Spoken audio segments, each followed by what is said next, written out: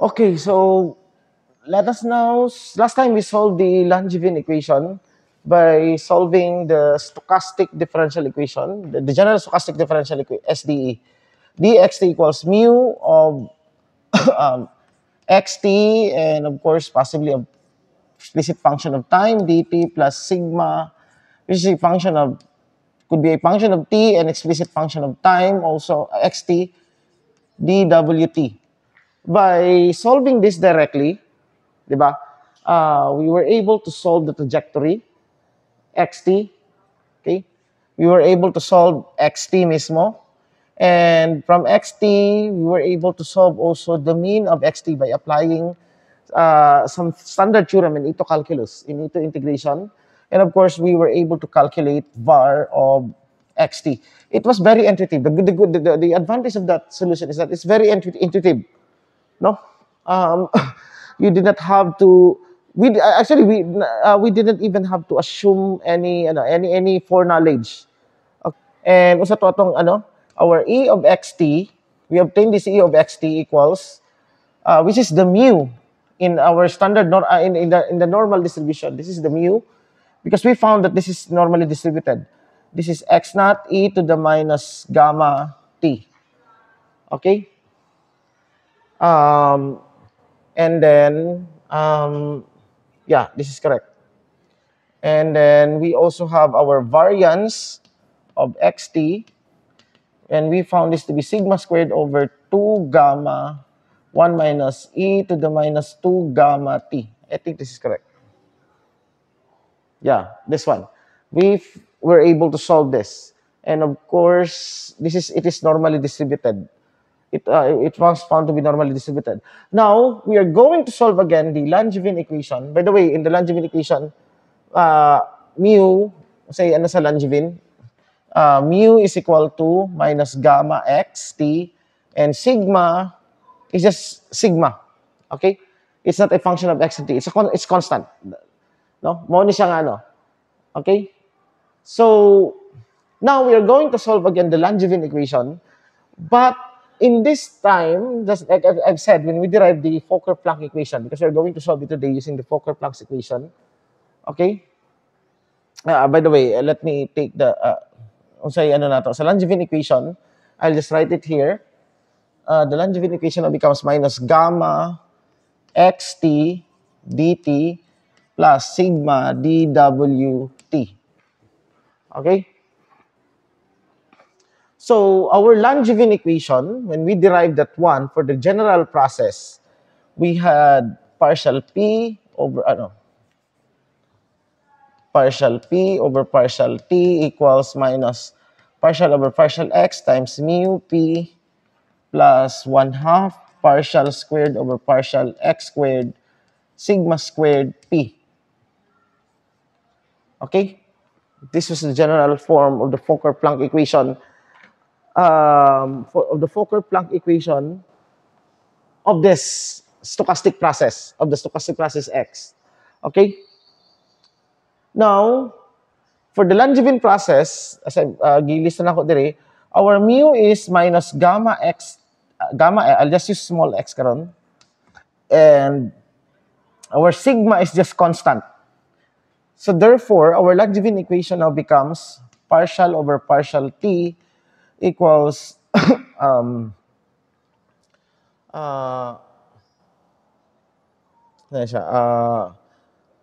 this is 9 minus dito, so gamma na lang siya, no? And then gamma xp, partial over partial x, xp, okay? Plus, now since this is constant, so we can take that one out there, sigma over 2 partial squared p over partial x squared. This is now our Fokker-Planck equation for the Langevin process that we are dealing with. Okay?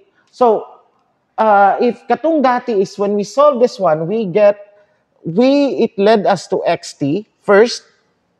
Okay? Mo ni actually makuha nimo because of course when you integrate that equation there, mo man mulid na siya dire. But in solving the Fokker-Planck equation, dili actually nato ni siya makuha. What we would get is it will lead us to p of xt. the density function, the time dependence of the density function that governs the stochastic process. This is meaning kani siya because this xt here is this the solution to this one is pathwise dependent, meaning it changes, it depends on no. In fact, when we obtained this, di ba, this was equal to x naught e to the minus gamma t plus some integral here. I think this was sigma squared dt, di ba? No? From 0 or ds from 0 to t. Okay? So this xt here is realization dependent. It depends on the realization of the Brownian motion, on the specific realization. Okay, we don't have a closed form. Okay, to evaluate this, we need to evaluate this one numerically. Okay, so in stochastic processes, unlike manggod sa katong kuan sa deterministic processes like solving Newton's equation, solving the three-body problem or whatever nga ano dira, no? The king there was x of t, di ba? Or r of t, the trajectory. This is also the trajectory. This is the trajectory in the stochastic space. Yeah. This one is the trajectory nga atong ginapangita dati. And di ba tanang ano nato is we're solving for x of t. Ngano na siya? Because well, of course, when you know x of t, you will know everything. But unfortunately, in stochastic processes, knowing this may not give you something because it's just a specific path. Okay, what is central to stochastic dynamics is this p of xt. Okay, so last time we solved nato ni by using some theorems in ito calculus and we naabot ta diri, no? Pero technically wala tay ingon nga algorithm gyud nga equation nga mo solve from this one padulong didto in the sa atong ano. Karon in the Fokker-Planck equation actually solves this equation immediately dire. Because in stochastic dynamics, this is now the center. This is the king. It will give us the dynamics of the system is encoded here. It's just like in quantum mechanics. In quantum mechanics, the center is the wave function because the square of the wave function would give you the probability amplitude. And once you know the probability amplitude, you can know everything. You can know the evolution of the system.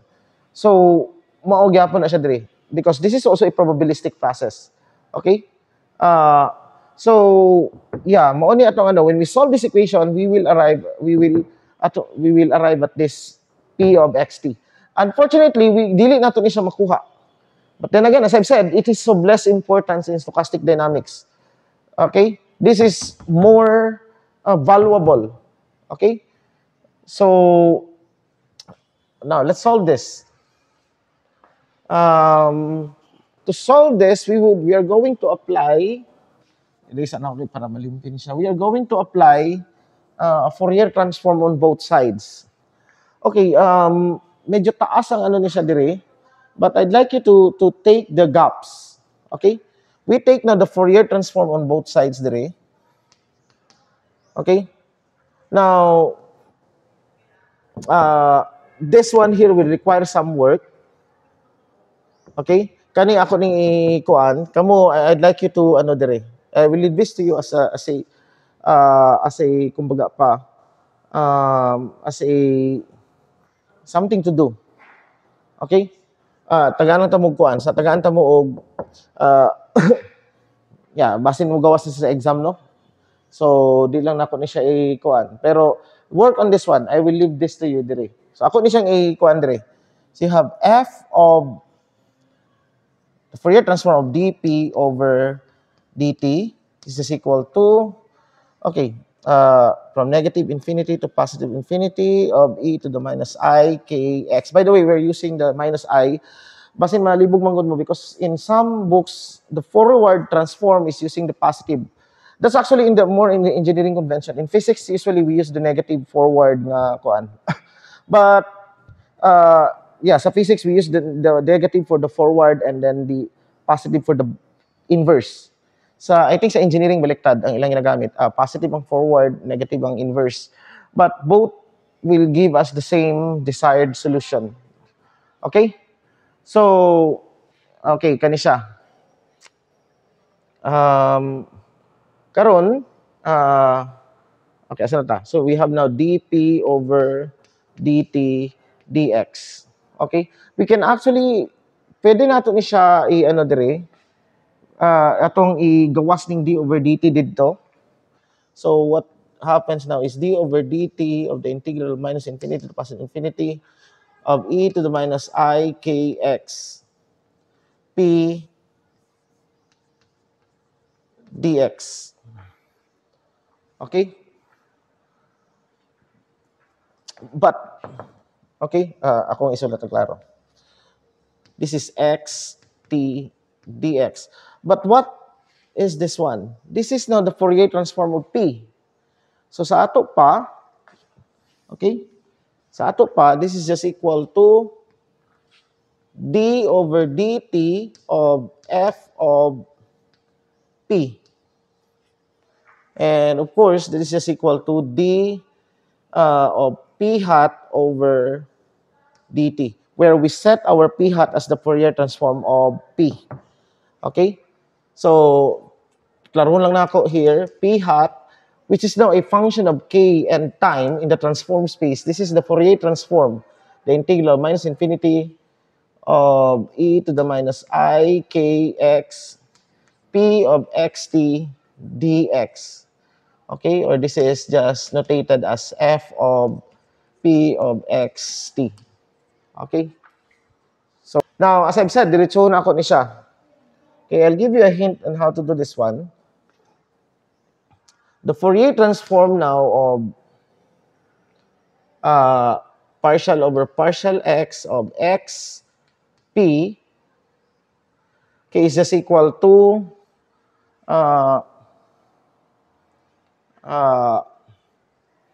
minus k partial p hat over partial k.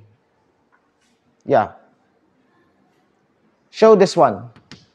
Okay? Dili na siya isa ka step, two steps na siya. Ang first ana is mulid na siya to integration by parts. Isulod nimo ni siya, ano ni siya dire, di ba? Yeah, ibutang nimo ni siya dire sa sulod. So, ang mahitabo is na ay kaning ani, no? And then e to the take the integration by parts, and you have to apply katong also our p here. We are assuming that p vanishes at infinity. Of course, for it to be a valid density function, no? P at negative infinity, x equals negative infinity, and also equals to p at positive x equals positive infinity. This is 0. It must vanish at the endpoints, at the origin. Okay, for it to have to be a meaningful density function. So you have to apply this then sa apply ninyo sa integration by parts. And there's another integral there in which makita ninyo dito sa bagong integral ang another Fourier transform of a more basic Fourier transform, and just work on that. Okay, so di na ako ni siya you work on this one and it might come out sa hapit na ba ito itong exam. Okay? So muna every time na ako sa inyo buhata gyud na ninyo. Okay? So we have this, and kani siya, okay. Of course, the Fourier transform of the second derivative is just this is negative k squared, no? Fourier transform of partial squared p hat, p, this is p over partial x squared this is negative k squared because kaduha ang I diha, that's why negative, mo siyang negative k f of p or p hat na lang. Okay? So what happens now to our equation? This equation now would transform in the transformed space. We have an easier set of equation. Partial p hat over partial t equals, we have here minus na gamma di na kuan dito, so minus k gamma. Okay? Minus k gamma, or mas siguro minus gamma k dp hat over dk. Okay. Dire minus k squared p hat. Ay, okay, sorry. Napay sigma squared, no? minus, ito, asan na to? Yeah, minus sigma squared, k squared over 2. This is sigma squared, p hat. Okay. Now, we are going now to solve this one using the methods of characteristics. Okay? Now, in order to do that, okay, first let's take, remember that p is a function of kanina, no? When we take the total derivative of p hat in terms of time, what do we get? This is now partial p over partial k, but here, k could be a function of t. No? Just like x here, di ba? X could be a function of time. Okay?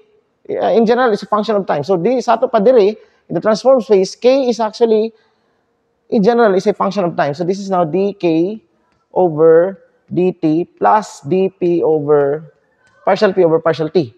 Now, ato ni siyang ipares-pares karon. Okay? So, okay, siguro ato ni siyang ibalhin dito. So, mahimo na siyang plus, no? And then, equals negative dire. Right? Para mahimo siya. So, sa ato pa, kani, mao ni siya. Okay, kani, okay ra. So, this one and this must be the same. Therefore, kani o kani must be the same. Therefore, kani siya pareho, right? Therefore, here, we have now dk over dt equals gamma k. Okay, when we solve this equation, we know that this is now k is equal to some constant e to the gamma t. Okay? Yeah, dk over ln k na siya. Then you have gamma t. Take the exponential. Napakay plus constant. That's why nakayaan eh. And we can evaluate the constant by applying the boundary condition that t equals 0, k equals k naught. So therefore here, k is just equal to k naught e to the gamma t. That's the specific solution. Okay?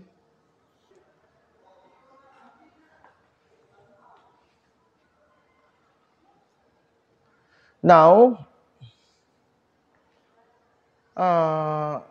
we will solve kanisa. Okay?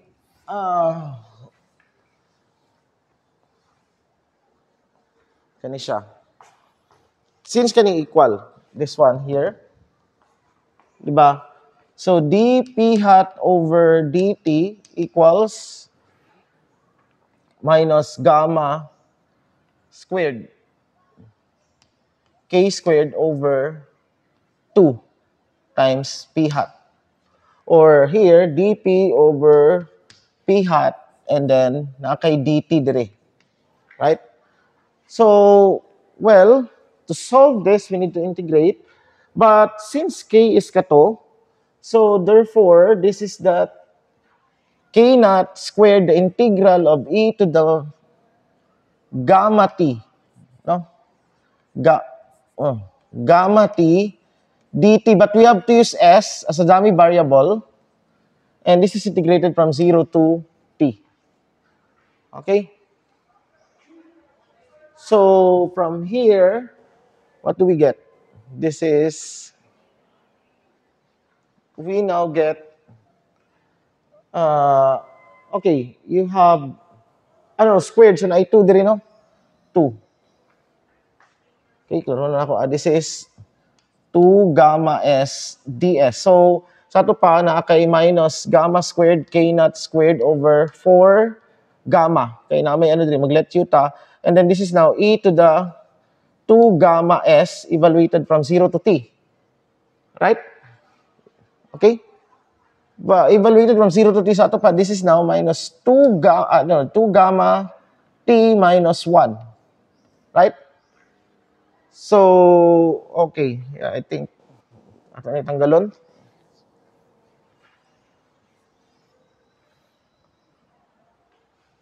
Yeah. Okay.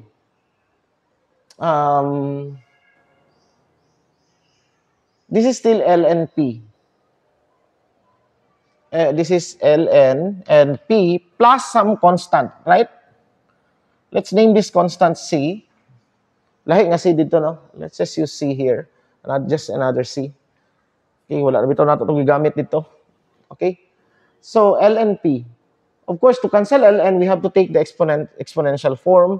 So, sa ato pa, P now of kt equals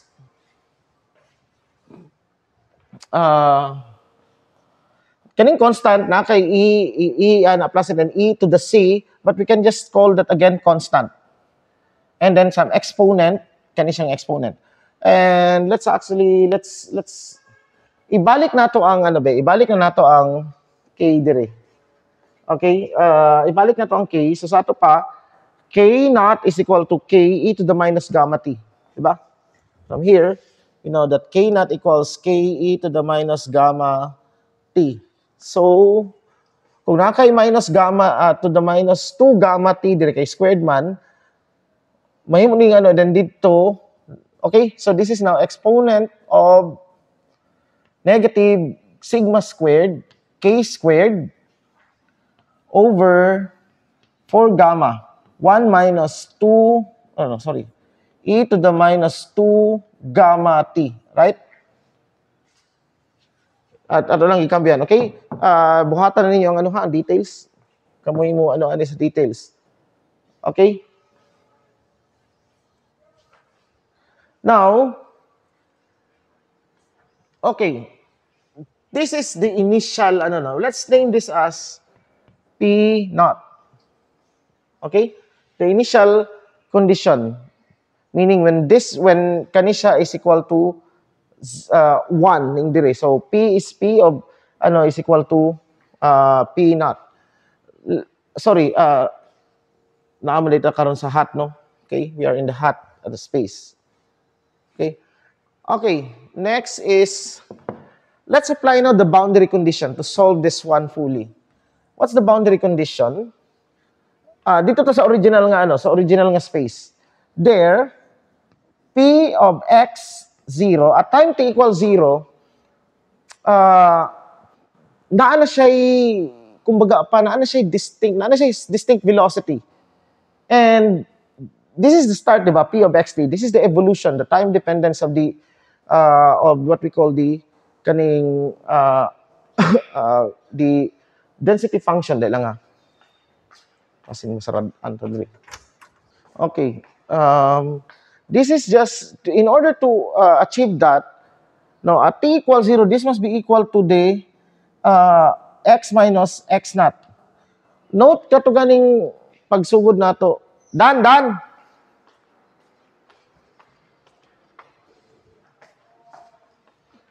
Okay, saan ta? Okay.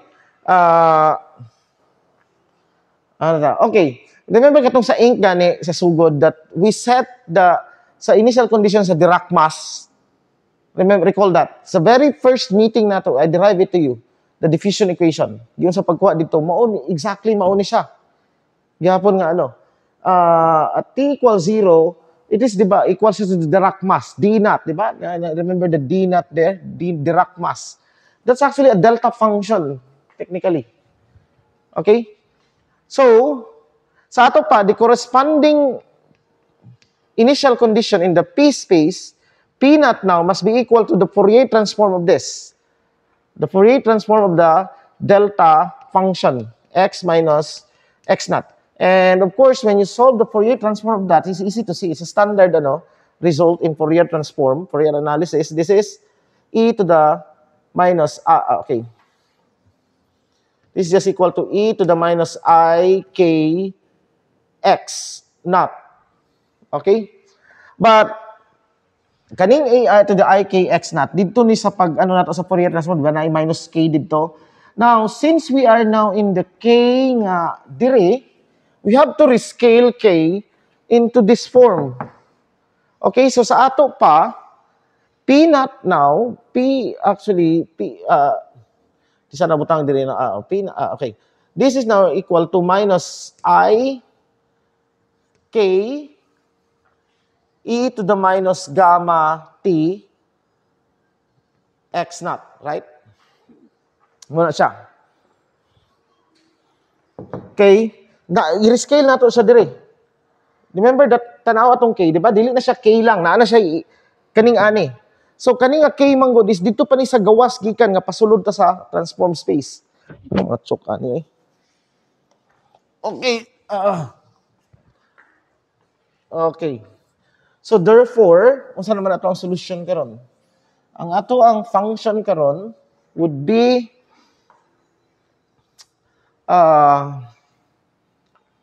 okay, our solution now, P of KT would be equal now to kani, okay, e to the exponent of ako na e no, e to the minus I k x naught e to the minus gamma t. Dayon e kani. Sakto ba?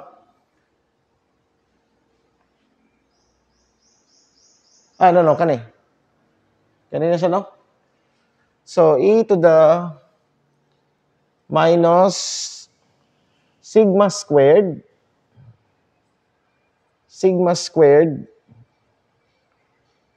times over 4 gamma 1 minus 2, 1 minus e to the minus 2 gamma t times k squared. Akong gipauli ang k dire because I'm going to use this identity Fourier transform of a Gaussian function. This is actually a Gaussian function. Makita na natin siya dire.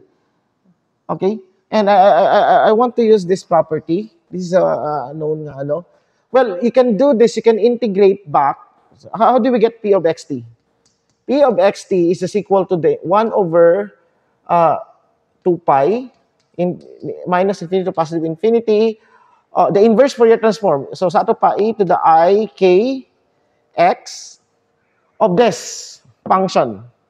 P hat of kt dk. And you get P of kt. You can do that dito. Mag-complete, medyo tedious siya, mag-completing the square.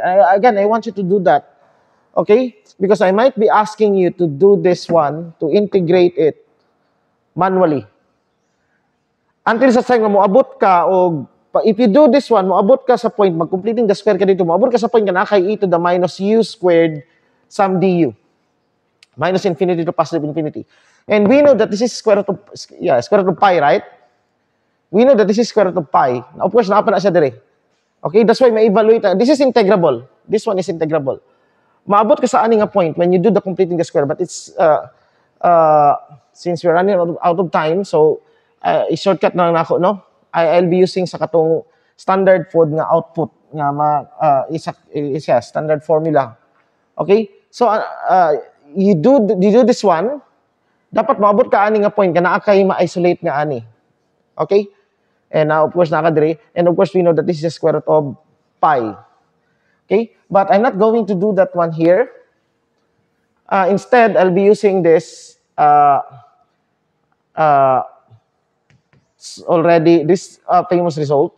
The inverse Fourier transform of e to the minus I k mu times e to the minus alpha k squared equals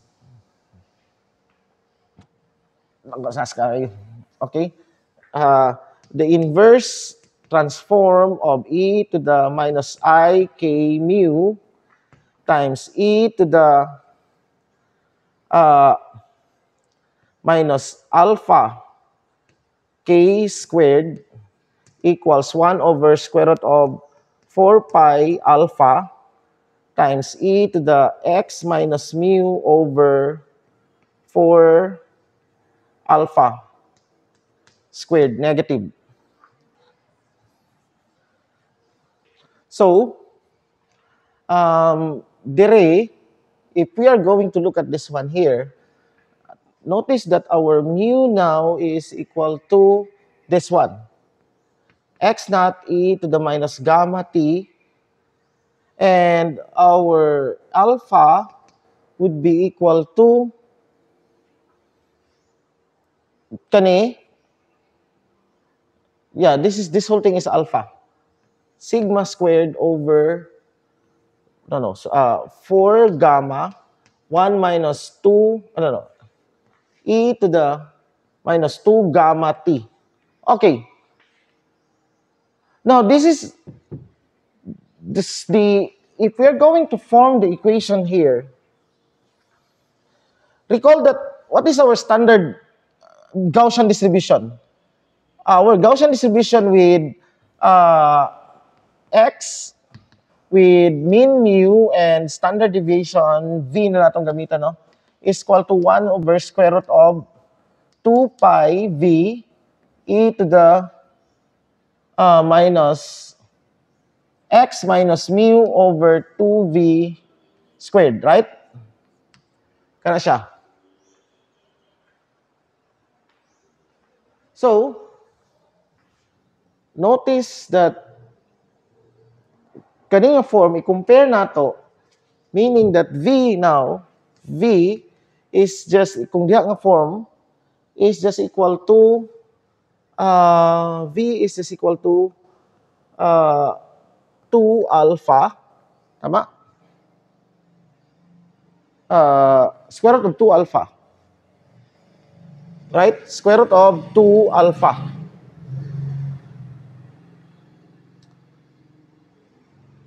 Ay, wait. Ato na rin ikuha ng no? This is v squared. So, sa ato pa, ang v squared na to will be 2 alpha. Okay? Because v squared is the variance. Okay? V is the standard deviation. Okay? So the variance now would be equal to, sa kaning form, i-compare natin siya nga form dire, that would be 2 alpha, right? I mean, yeah, the variance is 2 alpha, okay, for man eh.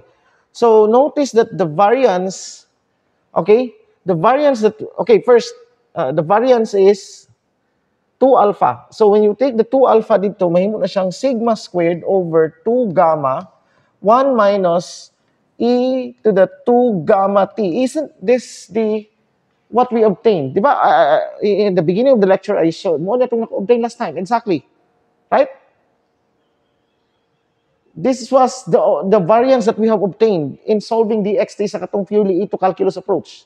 And of course, immediately, we see that the mu here, kani, mao ni gyapon nga mu. Mao ni siya dire, oh. Okay? And the mu nato is ang atong mean is just equal to x naught e to the minus gamma t, and we obtain the same thing. Okay, of course, from here we can now construct our distribution function. What is our distribution function? P of xt, this is the standard, okay? Pwede nato ito sundon. Alpha. For alpha is this. So, mawala na ni musaka dito. So, you have now the square root. You have gamma over pi sigma squared. I'll just...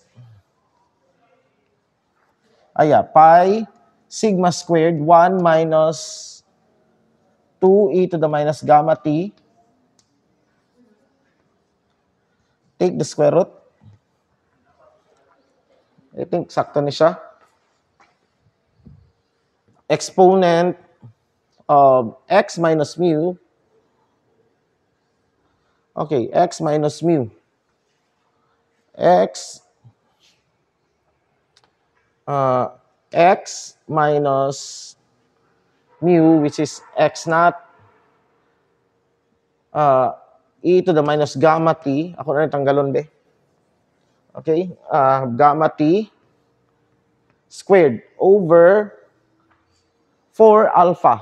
So, sa ato pa, na negative dire, 4 alpha. So, ano ni musaka ni gamma dito, so naatay gamma dire, no? Or just, I think I write this in this form. Gamma times x minus x naught e to the minus gamma t squared over sigma squared 1 minus e to the minus 2 gamma t. Okay? So this is our final solution. The normal distribution. It's a normal. Mo gyapon nato nako last time. Okay? Recall in the previous lecture. Okay, we can actually take now the long-term behavior. Let's take the limit of p of xt as t approaches to infinity. What would this be? As t approaches infinity, notice that this becomes 0. No? E to the minus, this is 0, and this is 0, and this is 0. Okay? What we get now is almost a standard normal. Actually, it's a standard normal, pero ang yang standard deviation kay dili 1, no? Standard normal magod kay 1, di ba? The standard normal is 0 and 1. Here, it's almost the it's the 0 mean, pero dili siya standard normal, no? Okay, this one here, mahimo siyang gamma, square root of gamma over pi sigma squared. Square root e to the, this is minus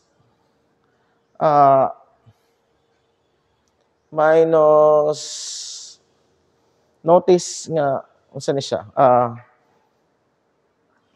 x gamma x na lang, gamma x over sigma squared. Yeah, gamma x squared.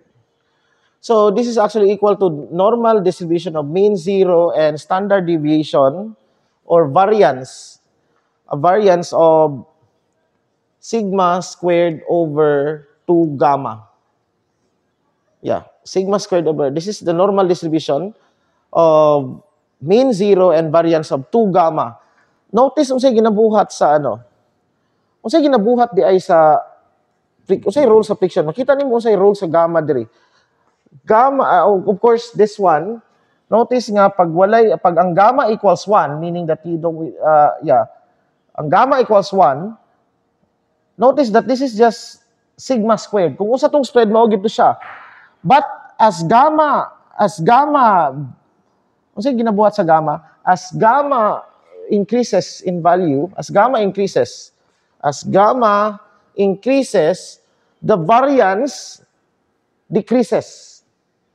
And as gamma decreases, the variance increases, no? As gamma increases, the variance decreases. And as gamma, di ba mo man yung ano sa friction? As gamma decreases, the variance in the spread is increasing also. Okay? So gamma can affect not only that it is affected by sigma, di ba kay ang sigma man ang directly ano sa ano dito sa form dw sigma sigma dw. Recall again, dxt equals mu dt plus sigma dw, right? But here we notice that in the distribution function, it's not only that this sigma affects the spread, it's also ang gamma. Okay? And this is the effect of gamma. Increasing gamma, the variance, sa may tabo, kung increases sa gamma yung variance, right? No? And as the, it decreases. Okay? So, yeah, because that's why it's, sa friction. Okay? So, you can study the, So, anyway, I think this is correct. Paki-check na lang, no, ang calculations along the way. We might have committed some error dire sa kuan, but the method nga ganaon ko sa inyo is correct. Okay? So, kana. Okay? So, you work out katong gihatag nako sa nga dire nga problem. Okay?